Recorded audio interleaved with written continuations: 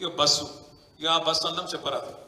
నేను మా సీతక్క చెప్తాను, అవు బస్సులో అల్ల వెళ్ళిపోయారు తప్పని మేము ఎక్కడన్నాం అక్క, మేము అనలే. కాబట్టి దానికోసమే బస్సు పెట్టిరండి, మాకు తెలియక మేము మామూలుగా నడిపినాం ఇన్ని రోజులు, మాకేదో తెలియకపోయా పాపం. మీరు అప్పుడే చెప్తే బాగుండు. బస్సుల కుట్లు అల్లికెళ్ళితే మేము తప్పని మేమెందుకంటాం అక్క, ఎక్కువ పెట్టు బస్సులు తన్నుకుంటాను మంచిగా లేదు, పెట్టు మనిషికో బస్సు పెట్టు, మేమెందుకు అంటాం, మనిషికో బస్సు పెట్టు మంచిగా, అంత కుటుంబం పోయి మంచిగా కుట్లు అల్లికలు అవసరమైతే బ్రేక్ డ్యాన్సులు రికార్డింగ్ ఏమి ఎత్తారో చేయరు, మేమెందుకు అంటాం, ఏమంటారు చేయండి. కానీ ఇట్లా ఈ రకంగా బస్సులలో కొట్టుకునే పరిస్థితి ఎప్పుడైనా ఉన్నారా? కేసీఆర్ ఉన్నప్పుడు సీట్ల కోసం కొట్టుకున్నాడు, సిగలు పట్టుకున్నాడు, గుద్దుకున్నాడు, ఎన్నెన్ని చూస్తున్నాం కొత్త బస్సు అన్నారు.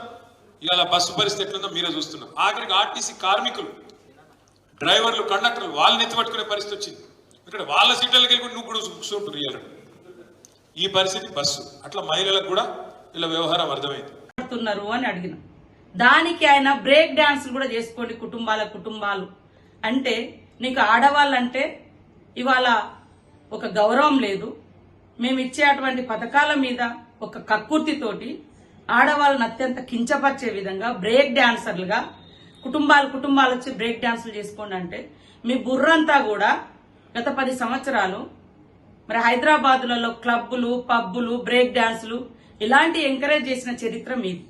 కానీ నేను మహిళల్ని గౌరవించే వ్యక్తులుగా నేను గాని, కాంగ్రెస్ పార్టీ గాని, మా సీఎం గారు గాని మహిళలకు ఏ అవకాశం ఇచ్చినా వాళ్ళు ఆర్థికంగా ఎదగాలని, వాళ్ళు శ్రమ కోరుకునే వాళ్ళు, శ్రమ చేసే శ్రమజీవులు ఆడవాళ్ళు కాబట్టి వాళ్ళకున్న టైం తక్కువలో వాళ్ళకుండేటువంటి టైంలో ఏదున్నా కూడా టైం వేస్ట్ చేసుకోకుండా చేసుకుంటారు అని మాట్లాడి, అందులో తప్పేముంది? ఇవాళ మీరే అంటుర్రు కొట్టుకుంటారు ఇట్లా అవుతుంది. ఖాళీగా ఉన్నప్పుడు, సీటు ఖాళీగా ఉన్నప్పుడు ఇంటికి పోయే క్రమంలో సరే వాళ్ళ ఇంటికాడ పోయి చేసుకునే పనులు బస్సులో కూర్చొని చేసుకుంటున్నారు, ఇతరికి డిస్టర్బెన్స్ కాకుండా. దాన్ని మాట్లాడితే మీరు బ్రేక్ డాన్సులతోటి ఆడవాళ్ళని పోల్చడం అంటే ఇంతకంటే దుర్మార్గం ఏమైనా ఉందా? ఒక్కసారి మహిళలు ఆలోచించాలి, మహిళా లోకం ఆలోచించాలి.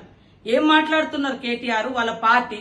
ఉచిత బస్సు ప్రయాణం అంటే మీకు నచ్చదు, గృహజ్యోతి పథకం ద్వారా పేదవాళ్లకు మరి 200 యూనిట్ల కరెంట్ ఇస్తే నచ్చదు, గ్యాస్ సిలిండర్ 500కి ఇస్తే నచ్చదు, పేదోళ్లకు లబ్ధి చేసే ఏ పథకాలు నచ్చవు మీకు. గుట్టలకు పుట్టలకు 100,000 ఎకరాల ఫామ్ హౌజ్లకు 1,000 కోట్ల రూపాయలు ప్రజాధనాన్ని కట్టబెడితే మాత్రం రైతు బంధు పేరుతోటో ఇంకో పేరుతోటో కట్టబెడితే మీకు నచ్చింది.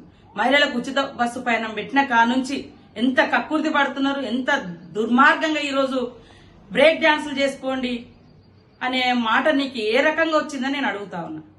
నేను వాళ్ళ బస్సు ప్రయాణంలో వాళ్ళు కూర్చున్న సీట్లలో గంటల తరబడి ప్రయాణంలో మరి ఖాళీ కూర్చోకుండా వాళ్ళకు చేతనైన పని వాళ్ళు